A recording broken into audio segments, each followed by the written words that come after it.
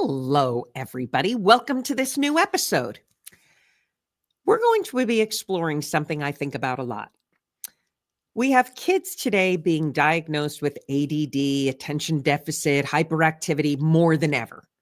We have teachers who are taking a big brunt of the blame for a lot of this, like, oh, my kids can't learn. My kids aren't, at the same level of everyone else. Is it the teachers? Is it the kids? Or maybe is it the system?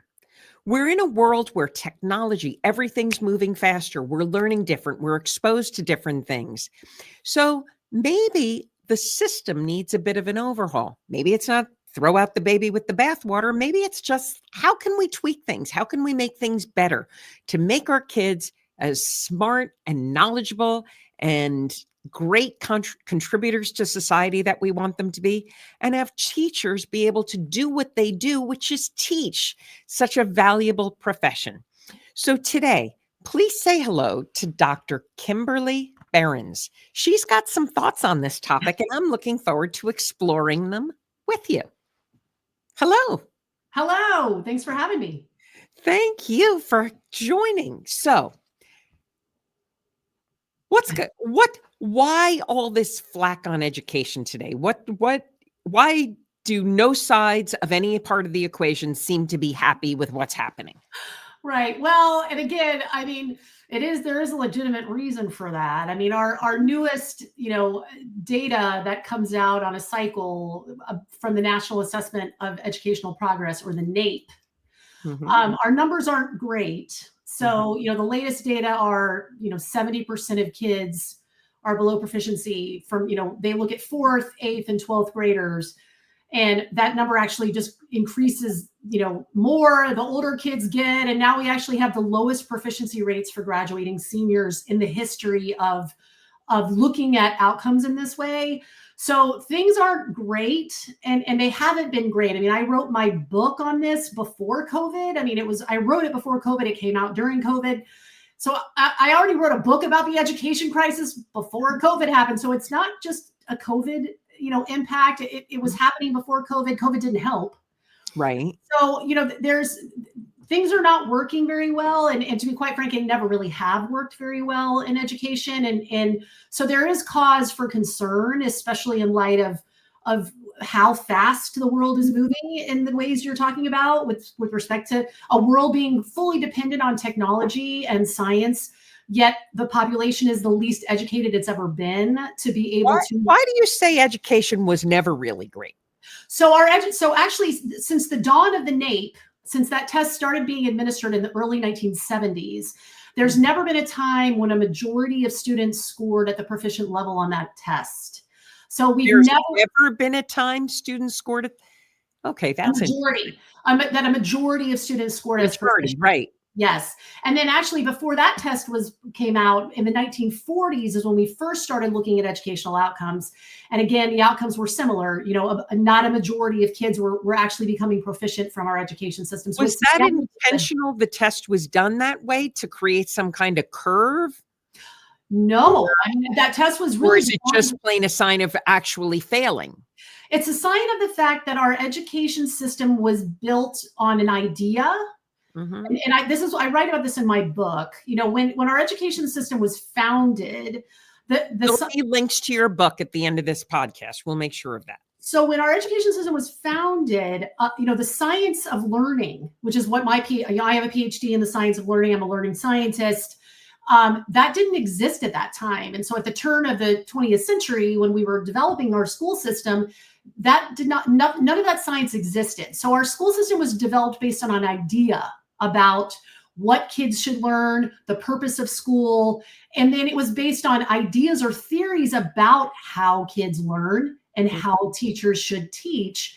And sadly, it's remained. And so that's why I always call our education system an ideological institution, because it is. It's a belief-based institution. It's not a scientific one.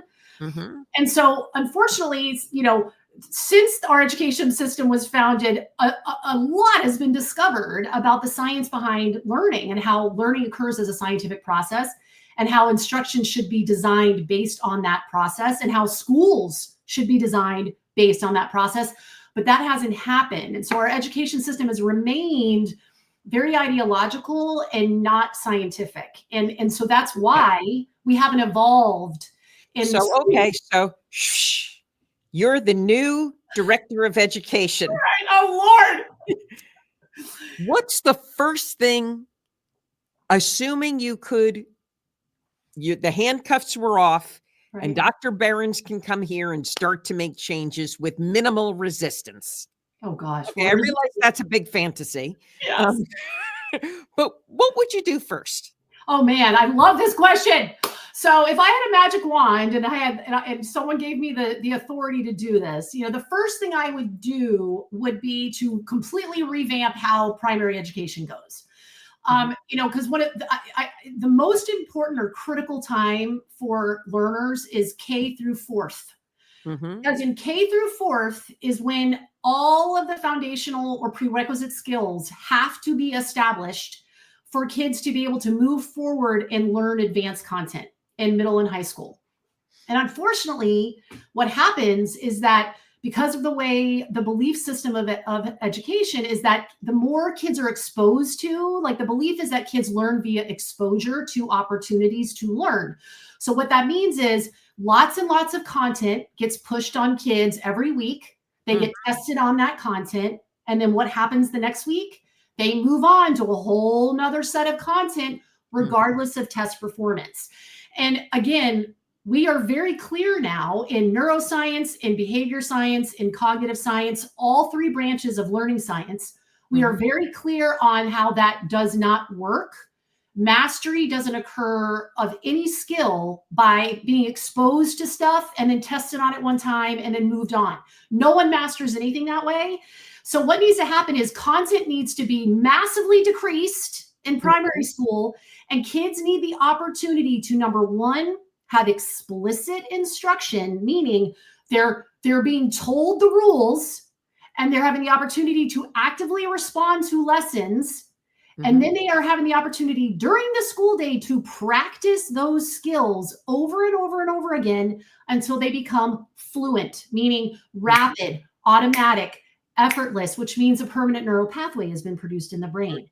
And if that happened in core literacy, core mathematics, and actually kind of core comprehension and language skills, you would have a completely different experience in middle school and high school because these kids would have the tools they need to learn in content-based courses, but they don't. So the first thing that needs to be blown up is how primary school goes. It needs to be way less content and more focus on mastery or so I always talk about competent content over competency.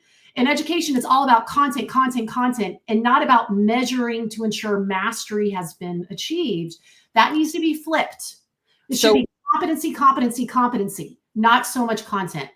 Okay, so competency in, let's say, reading and math? Yes, that is so critical. I mean, I remember it felt like math, learning the multiplication tables was the entire third grade. Which it should be.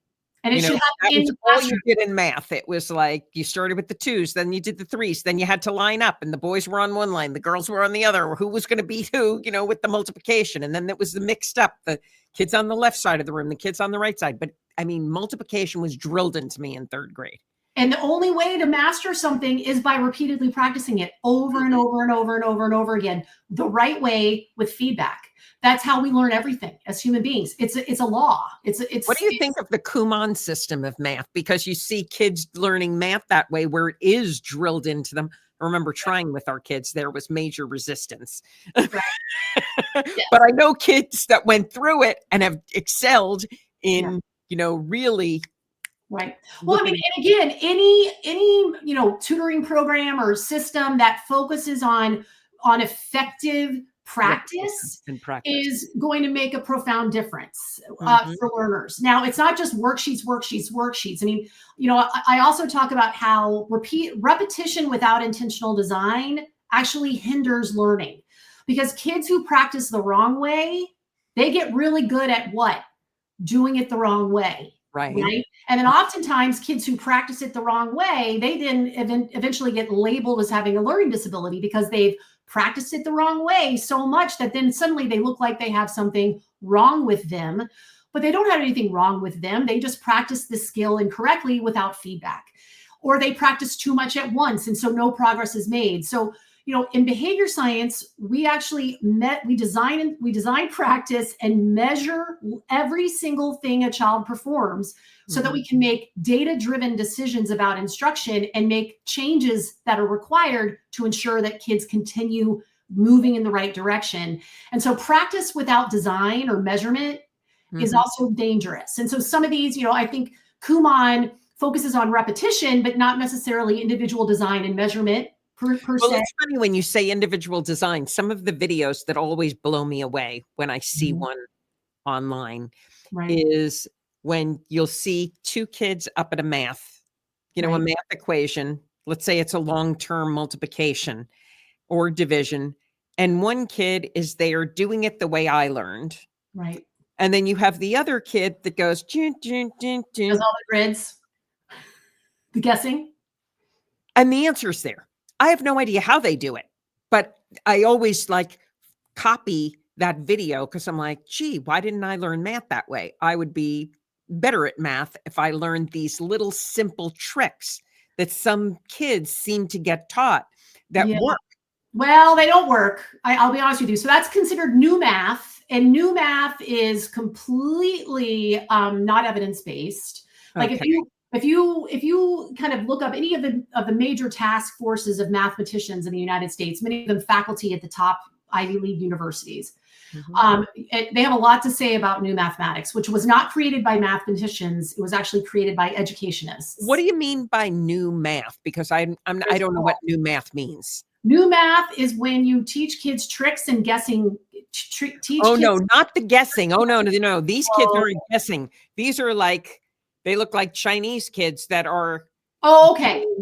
A very system like crossing numbers and. Okay. And so they're actually solving the algorithm. They're solving it. I'm blown away watching it. The grid systems that kids are that guessing thing.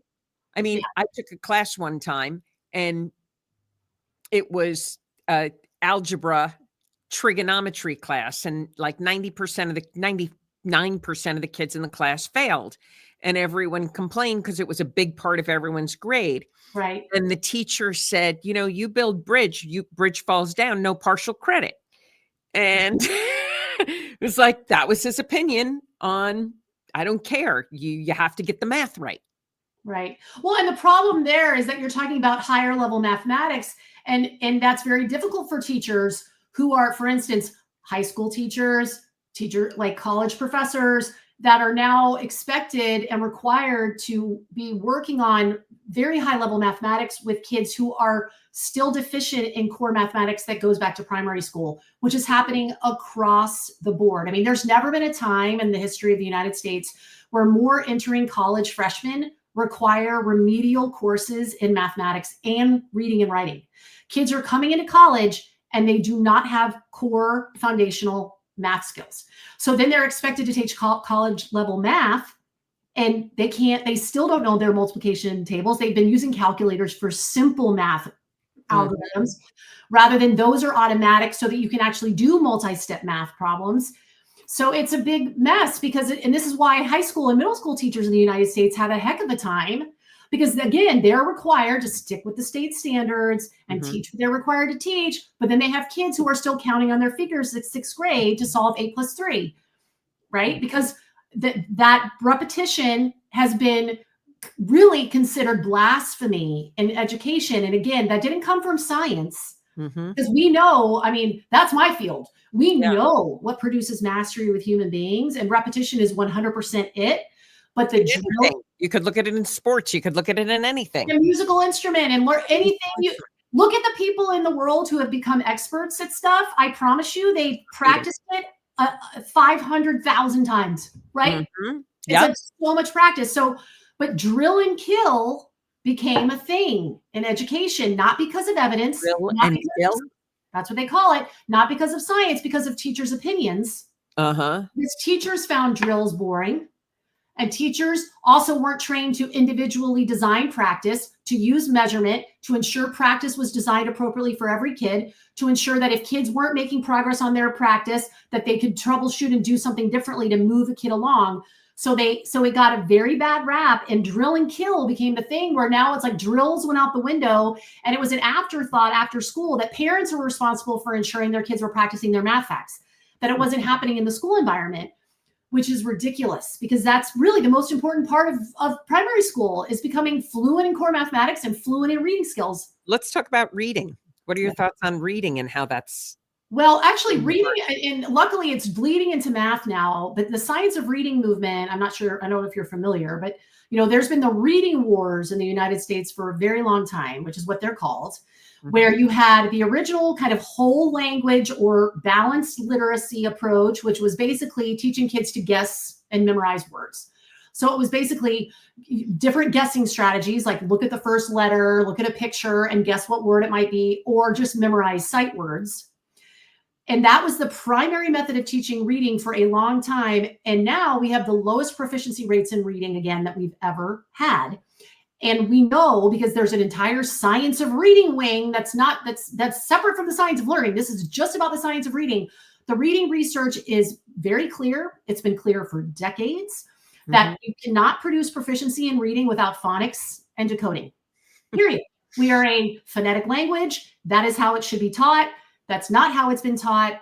And so there was wars happening, like such ideological debates happening for years in this country by educators who were completely adamant that you shouldn't teach phonics, and those that it's ridiculous, rather than focusing on the evidence. So finally that's changing, and there's been overhauls all over the country switching to phonics. I mean, if you've seen what's happening in Mississippi, because I grew up with phonics, but also with decoding, and recently I didn't know the word decoding.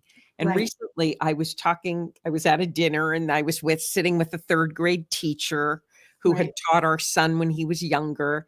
And I said, yeah, sometimes I see stuff with grammar, and I know the preposition is in the wrong place, or the verb is not describing that, the adjective's not describing that verb. It's like and she said, because you learned decoding. I'm like, is that what it was? Well, decoding is drafting a sentence and breaking it down. And yes. Well, decoding is more related to breaking words apart, not necessarily grammatical structures in words. But it's similar in the sense that if you don't understand the rules, why words are sounded out the way they are, or words are read the way they are, or why sentences are structured the way they are, if you don't understand those rules, then you can't apply that to novel situations. You really have that's why there's so many kids that have these glaring gaps in their performance, where they can do they do well sometimes, and then they don't, and then they do and they don't, because it's all hit or miss, because they haven't fluently learned a rule that can be blanketly applied to lots of unpracticed examples, because it applies. And so that's why decoding and phonics are so much more effective. And the data this is not an opinion. I mean, the evidence is very clear on this.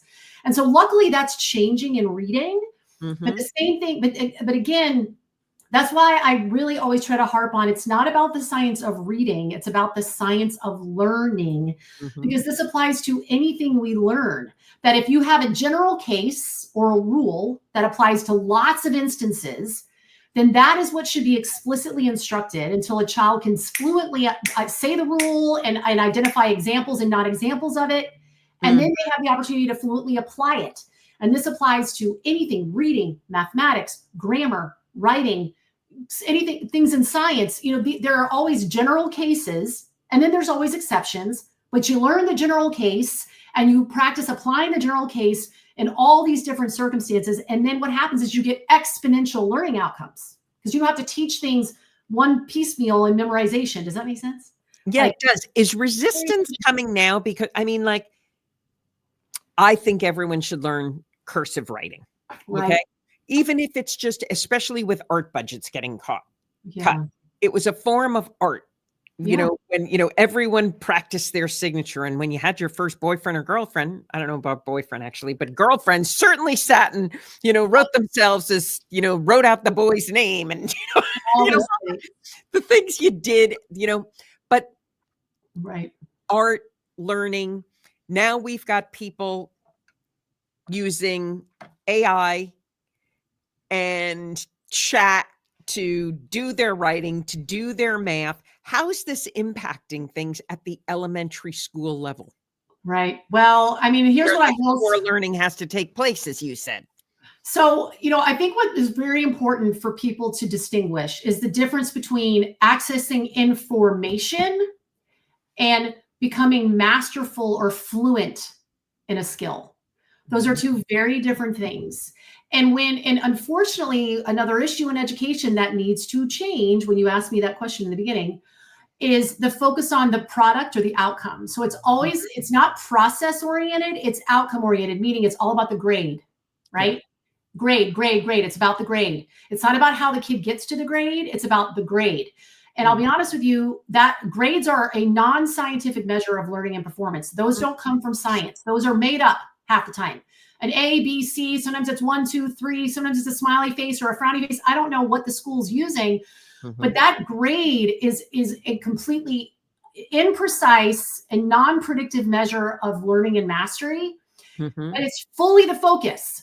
So kids who get good grades are put in categories as smart and high aptitude, and kids who get bad grades are put in categories, rather than the kid who got a good grade could also be completely disfluent at that skill. They just crammed the night before, did well on the test, and by next week they won't remember a bit of it. And the kid who failed might have practiced a ton and actually have a good grasp on the material, but didn't understand the questions or just fell apart and got stressed and anxious, whatever. So a test score, a grade is a terrible measure. It's not a measure of anything. That's an excellent point. Excellent. So when you are only focused on an outcome, then all of it gets lost. And so of course you have kids who cheat. Of course you have kids who just want access to the answers because all they care about is the grade. Rather than the entire education system turning on its head and being like, it's not about the grade, it's about the learning process, because that is something that occurs over time. It takes time to occur. And when you truly master a skill, just like, why do you think kids love sports and musical instruments? Because it's the process. It's practice. It's knowing their performance is improving. It's them getting better and better and be able to do more complicated things with that skill. And that's what's valued in those areas. It's not the same in school. In school, it's about, I just want the grade. I want the grade. I want the grade, rather than I want to go from not knowing this to being fluent in this. What you're saying sounds very logical. So how do you get systems, massive systems like the education system? Obviously, you have the private education system, you have the public education system, then you have the new in-between kind of thing, the charter schools. In New York City, we see those. Well, how do you start this behemoth? Right. Well, that's been like 30-year journey in a new direction. Exactly. That's been a marathon for me. I started my organization Fit Learning 27 years ago in a Blue Closet, actually. But before that, I was still pounding this drum. So I've been fighting this battle for 30 years. And I'll be honest with you, I have not changed the system. Now I've effectively created change in some schools where administrators get it and they bring us in and they have us train their teachers, or they have us provide this instruction to their kids. But it's not widespread. It's not the whole system. And I've written books. I do podcasts. I write op-eds. I'm out on the circuit talking about this and beating the drum all the time. Can this change happen at the school level, or does it have to happen at the accreditation level, if it's a private school, or at the Department of Education, if it's a public school? Like where does the change? Who needs to start? Yep. So there's two facets. Number one, the College of Education has to profoundly change because teachers are being trained in mythology. Mythology. I mean, they're paying money to go to get a degree in education, and they're not learning any of the hard science on how learning works. They're not learning how to design instruction according to it. They're not learning. Why aren't they? Why do you say they're not learning it? Well, I know they're not, because I know what college. Why are they not learning it? Yeah. Because again, the people who run colleges of ed are ideological. They have beliefs about how schools should be designed. They have beliefs about how learning should happen. They have beliefs about what teachers should do, because they're not trained as scientists. They never have been. And so it's a very, when you're not trained as a scientist or to actually understand science, you don't think about evidence first. Whereas when you're trained as a scientist, everything's about the evidence. And so you're not a dog. There's no dogmatism because all you're looking for is what's going to produce the best outcome. Right. And then if it doesn't, then I'm going to change it. It's not personal. I don't feel attacked, but that's very different from an ideological perspective where it's your opinion, it's your belief.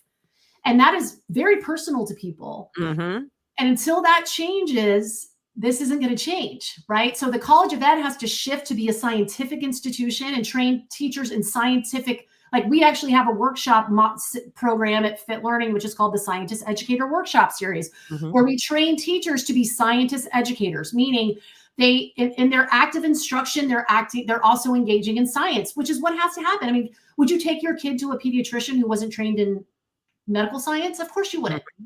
But every day parents are dropping their kids off at schools to be trained by teachers who have no training in the science of how learning actually happens. It's crazy, especially now in 2025.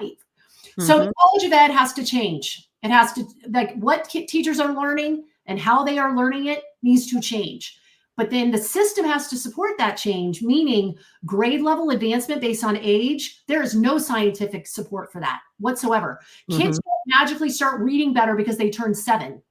They only start reading better because they mastered the prerequisite skills for reading the higher level content. It's all about prerequisite skill mastery, and that's how schools should be designed, particularly in primary grades. Kids should only move up. It's like video games. Guess what? So that's kind of like the Montessori kind of.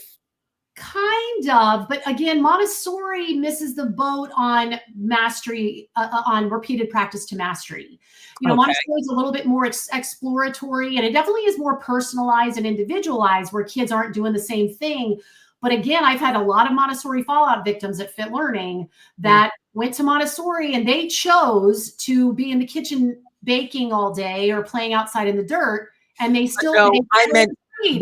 Good point. I was actually zooming in on the, that a second grader might be with a third grader kind of thing, that a little more blur between what age you're at and what grade you're in. That was really what I was zooming in on. That's definitely true. That's definitely true. So do you think there's a system around the world right now that is working? Well, I would say that in China, in Asia, they do it better, and they always have, because they've always focused on drills. They've always focused on repetition. And they're also doing some really high-tech stuff now in some of those classrooms where they have like surveillance cameras that are capturing kids' facial expressions, so they pick up on when a kid is confused and not following a lesson. And then it alerts the teacher, and then she comes over and provides individual instruction to that kid based on their expression, which is totally nuts to me. Like, that's crazy stuff. Yeah. But here's what I will say about that. It's often done in a punitive, under more aversive control contingencies, which also isn't necessary when you understand behavior science, which is the power of designing positive reinforcement contingencies, which are always preferable. So even though kids are much more proficient than we are in Asia, kids are mastering skills. They're light years ahead of American students, but that comes with a cost of emotional strain, stress. I mean, there's a lot of, it's taxing on kids in Asia. And to be honest with you, we know that doesn't have to be that way in behavior science. Like, you can actually design really powerful systems of positive reinforcement that are fun and not aversive, that motivate kids to work hard and want to learn and master stuff. So it's that balance between the repetition and the controlled content. Like, they don't throw spaghetti at the wall at their kids in Asia. They are focusing on a very small number of skills until they are unbelievably proficient at those before they increase the content. So they've got that piece, but it's also how to do it with positive reinforcement rather than more aversive kind of control is important, which is absolutely possible. So you're back, you're heading up the Department of Education. I'm making you come up with some answers here. What are we going to do? Oh my gosh. I mean, realistically, I'm not a policy person. Now let's take away the fantasy. Right. Where does the realism come in to changing the system? So I will say that the politicalization of education is not helpful. It doesn't help at all. The fact that it's now a partisan kind of political thing. So I try to separate healthcare, which is very political, Mm-hmm. and the science of medicine. Okay. Mm-hmm. So those are two very different things. Like healthcare is healthcare delivery is a very political issue in America. Mm-hmm. Medical science is not at all. And so what needs to happen in education is that a science of education, a science of instruction needs to not be a political organization. It shouldn't be a government organization. It should be a universal organization on best practices in the science of instruction and learning Mm-hmm. that teachers are members of, like doctors are members of their, the Council of Pediatrics or all those obstetrics, all those different branches of medicine. And it's those governing bodies that determine best practices, that determine quality assurance standards, that deliver licensing and credentialing. It's not a government agency, Mm-hmm. right? And so it needs to be separated from So policy. you think it should be privatized?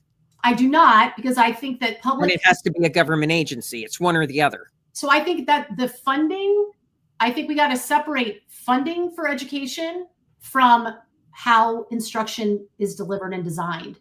Those are two very different things, because public education in this country is the only access point for millions and millions of children to be able to effectively participate in our economy and enjoy a quality of life. We know for a fact that the higher the education of a populace, the less crime, the less disease, the less violence, the lower rates of mental health issues. It's a correlation between higher education and higher prosperity, peace, happiness, right? Mm-hmm. So our government should be responsible for ensuring that all citizens have access to an education. However, they shouldn't determine how instruction is designed and Mm-hmm. what kids are learning. That needs to be determined by the experts in the science of instruction, which is not happening. Do you see what I'm saying? Okay. Well, okay, hold on. So you are saying you're an expert, but right now there's clearly people that disagree. 100%.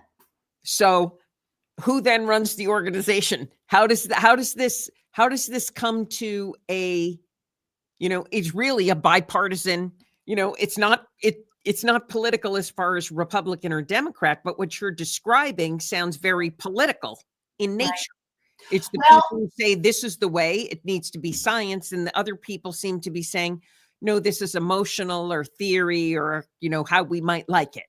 So what you're honing in on is exactly correct, which is before education can change, before anything can improve, people have to agree on what the goal of education actually is. What do you think the goal is?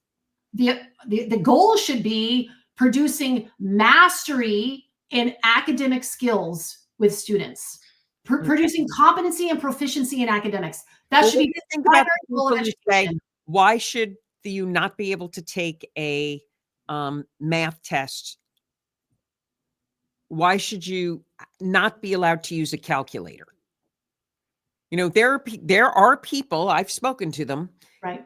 I personally think you need somebody to learn their math skills, because how are you going to code? How are you going to be the person who helps develop things? How are you going to double check it if you don't know the math? Right. But there are plenty of people who say, well, it's ridiculous we're spending all this time teaching multiplication because they can just use a calculator. Right. But again, so now we're back to opinions.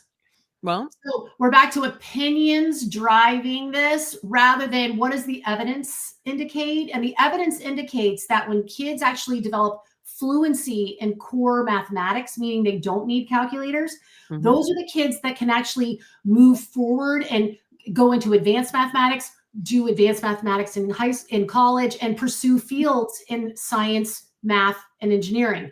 So people can have all the opinions they want. That's the problem with opinions. It's that what are the goals? Are we trying to produce, people who can compete in this, in the future of our country or our world, which is highly technologically based and based in science? If we want to produce those people, the evidence is very clear that those individuals have to have fluency in core math skills. They cannot be doing they can't be solving math problems 3 + 8 with a calculator. There's plenty of research on this.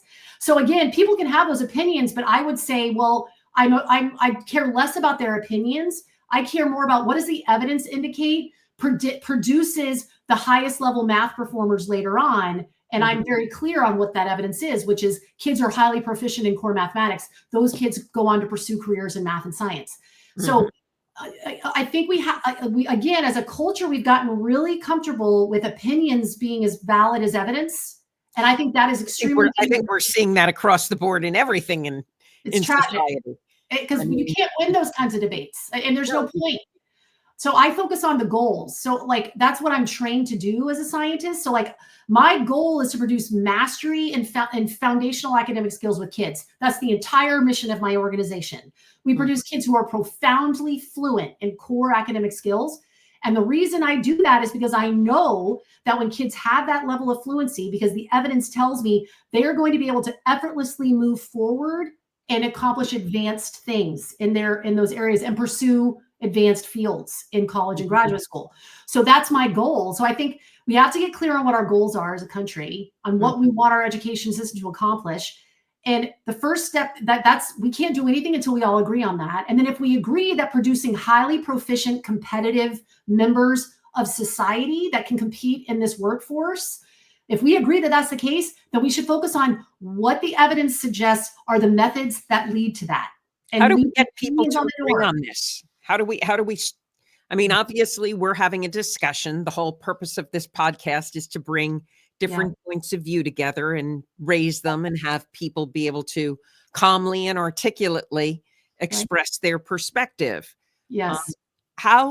What forums does this discussion get raised in, and how does it get raised?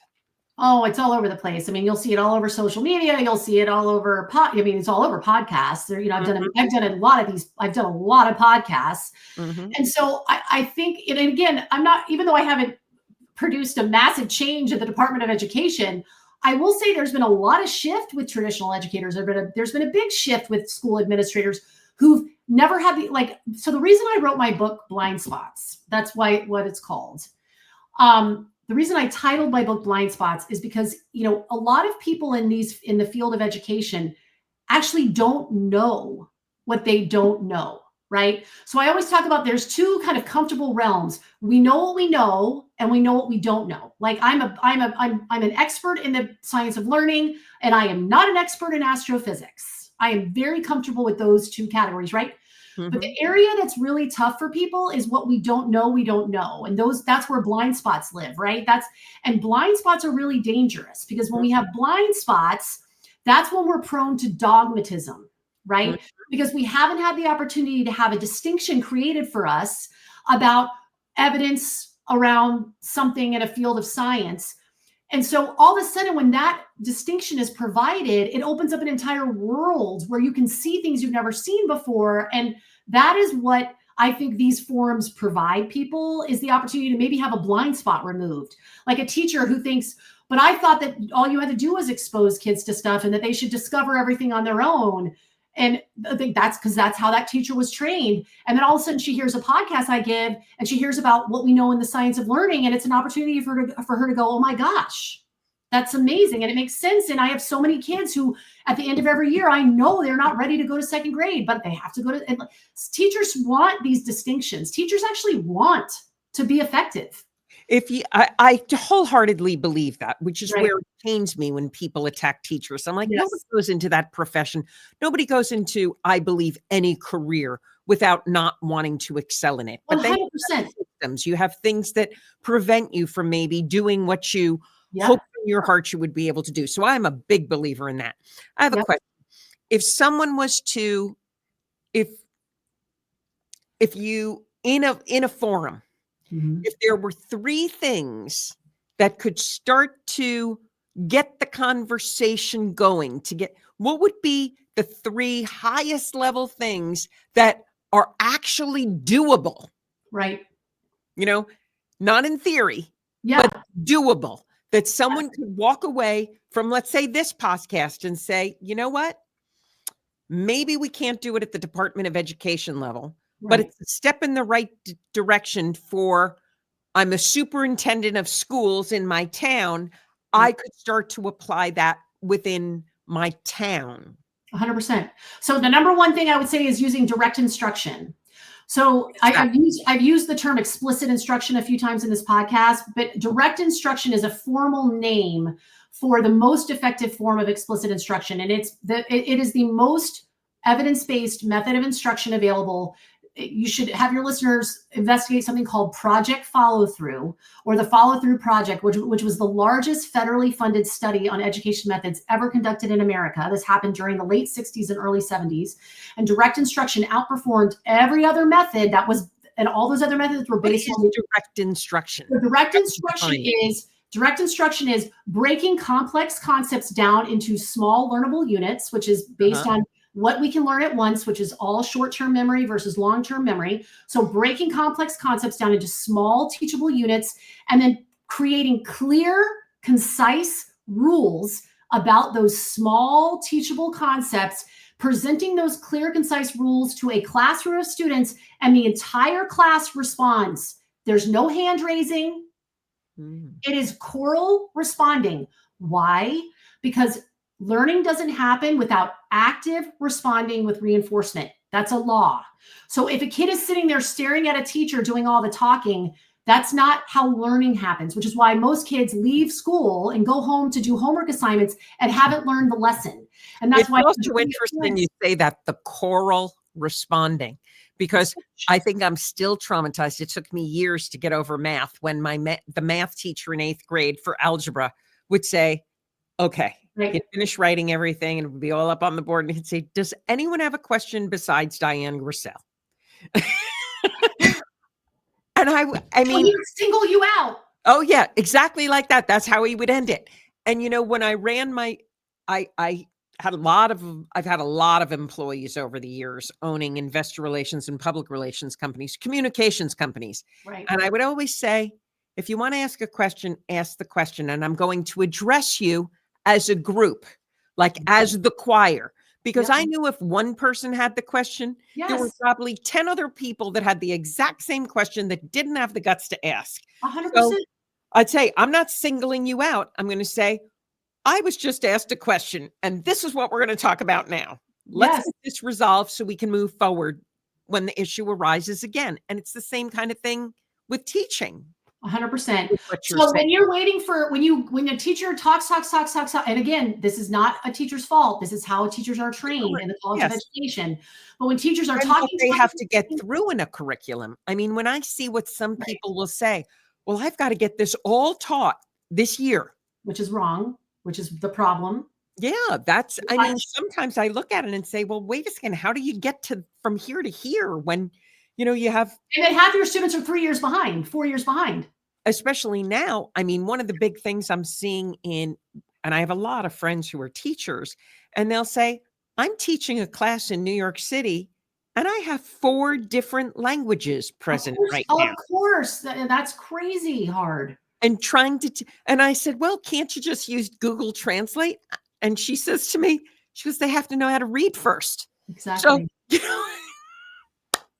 that's impossible. It's like really something else. Like, that's an impossible task. It is. So just to sum up this direct, if your listeners look up direct instruction, it's capital D, capital I. It was created by someone called Siegfried Engelmann or Ziggy Engelmann years and years and years and years ago. And so it is so profoundly effective. Like, for example, something so simple like vowels. Like if I was teaching vowels to a classroom using direct instruction, I would say, okay, kids, we're learning about vowels. What are we learning about? And the entire class says vowels. And I go, right, awesome. Okay, there are 5 vowels. How many vowels? And the whole class says 5. And I'm like, amazing. So are there 4 vowels? Yes or no? No. Are there 3? No. Are there 5? Yes. So there are 5 vowels, A, E, I, O, and U. What are your vowels? And they say A, E, I, O, and U. That's direct instruction. Got it. versus traditional instruction, which is, we're going to talk about a very special type of letter today. So this type of letter plays a special role in words, boys and girls, and there's lots of these in words. And can anyone guess what kind of what kind of letter we're talking about today? That's how it goes. And then kids raise not only that, if you think about it with what you just described, right? I think it would certainly reduce the attention deficit 100% diagnosis level, because you're forcing engagement, and kids want to engage, they want to participate, they want to be heard. Direct instruction is so fun. I recommend any of your listeners to look up someone named Anita Archer. Anita Archer is the most profoundly amazing classroom teacher you've ever seen in your life, and she is probably the foremost provider of direct instruction on the planet right now. And she has YouTube videos all over the place. If you watch Anita Archer teaching a lesson, vocabulary, grammar, math, anything, she'll teach anything. It is the most entertaining thing you've ever seen in your life. The entire classroom is 100% engaged. The amount of learning that's taking place is so obvious. And you will see the difference between that and in a classroom of teacher doing all the talking, and then occasionally a kid raises their hands and answers the question. It's a completely different, it's night and day. So if I was going to tell any school administrator, get your entire school, get every teacher in your school doing direct instruction. And that would be, just that alone would change everything. Yeah. How do teachers get trained on direct instruction? So there's actually or are there other? There's an Institute for Direct Instruction. So the Institute for Direct Instruction, or the Society for Direct Instruction, I can't remember the name of it. If you look, you can Google it. They do trainings, they do workshops. We provide that at Fit Learning. We do tons of these things for schools, training in direct instruction. Anita Archer does workshops in direct. Lots of people do trainings in direct instruction. It's very easy to access. Interesting. And teachers actually, when they start using direct instruction, their job satisfaction increases immensely, because number one, they're so connected with their kids. They get their kids engaged, and then it gives you an immediate understanding: is my instruction working? Yeah. Because if you're asking a question, right? If you're asking a question and most of the kids in the class struggle to answer, then oh crap, I presented that weirdly, or I need to slice back and ask. They haven't mastered this. It gives you the immediate ability to adjust your instruction. I mean, I always think, totally has nothing to do with this, but that's how my brain works. But I mean, if you were a performer, you're a rock star and you're on stage, and all of a sudden your mic goes out, but the audience is singing the song back to you. Right. I always think that's got to be the most incredible moment. So if you know, the audience is engaged, the performer's in awe and happy. So you'd have happy teachers, you'd have happy students, you'd be handling the difference between the way boys learn versus girls learn, because everybody can chime in and disciplinary referrals go to 0 levels, because kids, there's no void. I mean, in my organization, when we train and certify our staff, one of the big things they learn is avoid the void, because if there's a void, kids will fill it. Yeah. And so when a teacher is doing all the talking and kids are just sitting there staring into space, what do? They get into trouble. They start messing with their neighbor, passing notes, doing silly things, sleeping, whatever they may do. And then, so when you get kids constantly engaging in your classroom, number one, they're learning the lessons. Number two, they're on task. Okay. So that's an excellent first one. Yes. Let's bang out 2 more in the next 5 minutes before we have to say goodbye. So that an administrator could do, build in practice during the school day, not as an afterthought for homework. Yes. Because homework, I got to tell you, we call that naive practice. So Anders Ericsson is another amazing person your listeners should research. He wrote a book called Peak, P-E-A-K. So Anders Ericsson, unfortunately, he died during COVID.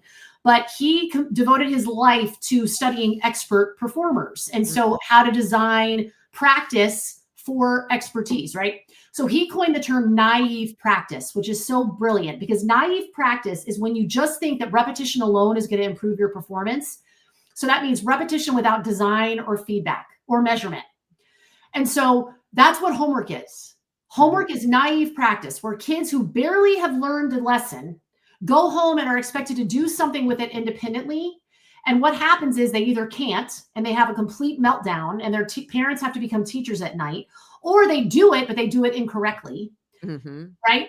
And so practice has to be built into the school day, especially in the early primary grades, where kids are doing an awesome direct instruction lesson on a concept like fractions, for instance. We're going to learn about numerators and denominators, direct instruction, and then they immediately go and do practice at their desk on that concept.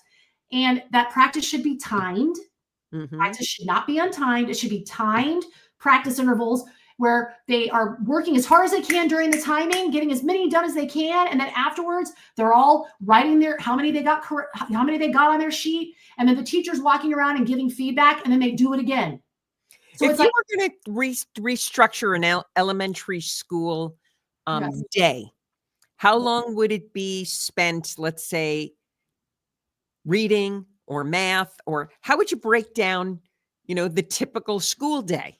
Right. So that's another thing. If you focus on what is really important, you can get rid of so much wasted time. So there's more time for exercise, music, the arts, all that fun stuff they should be doing. The morning should be heavily focused on reading and mathematics in the early primary grades. That's it. And the afternoon should be all the other stuff. When kids start losing it anyway, after lunch, forget it. After lunch, you can't teach those kids after lunch. They're a disaster in classrooms. They get in a mess. So it's like, if you were more efficient and effective with your instruction, for instance, we have kids at Fit Learning that attend full day placements with us. It's like an intensive alternative educational placement. These are kids who have such a history of academic failure that school is now a really psychologically damaging environment. So we pull them out temporarily, do an intensive year with them, and then they go back to school and they're completely different, transformed human beings. Why? Because they move like 4 to 5 grade levels in a school year. Yeah. Because of effective and science-driven instruction, right? So my point is, with science-driven instruction, it's exponentially more learning outcomes in a fraction of the time. There's so much wasted time during the school day that kids don't have any business being exposed to all the content they're being exposed to. So for instance, kindergartners have no business journaling. Do you know how often that happens? Where kindergartners have to write in a journal at night about their day. First of all, they can't hold a pencil. They can't form letters. They can't read, but they're supposed to write in a journal. How does that make any sense? It doesn't. It's so ridiculous. So they need to get rid of a majority of the content, focus on foundational reading and math skills, and give the kids the rest of the day to do other things that are also important for learning. Right? Oh my gosh, you are just a fountain of not just energy, but really information. And you deliver it in a really grounded way. Oh, well, thank you. I just care about this so much. It shows you do. You have a lot of passion. Well, I've worked with so many failed learners, and I've talked to so many parents who have been sold down the river and told that their kid has a learning disability or their kid has dyslexia. No, their kid's just never been taught to read effectively. They've never been taught to do math effectively, but yet the kid is labeled or the parents are blamed. They're not spending enough time at home. They're not doing enough at home. It's never the instruction. The instruction's never called into question, but that's the first thing that should be called into question always. Do you know what I mean? I think you're spot on, and I'm going to make sure this is a heavily marketed episode. Oh, thank you. So Dr. Kimberly Berens has been my guest. She's the author of Blind Spots. She has a lot of really interesting information to share. I mean, just from this episode, I can't believe how much I learned from this scientific educator. So there will be all kinds of links to learn more about her and what she does below this podcast. I want you to please hit subscribe. I want you to follow what she's doing and share this with other teachers, administrators, local politicians. Let's get everybody involved so we can raise the education level of our kids with applying a lot of the principles that Dr. Berens shared with us today. I'm Dian Griesel. This has been the Silver Disobedience Perception Dynamics podcast. I really want to thank you for joining, and I hope you hit subscribe and definitely follow Dr. Berens. Thank you very much. We're going to move over to the green room.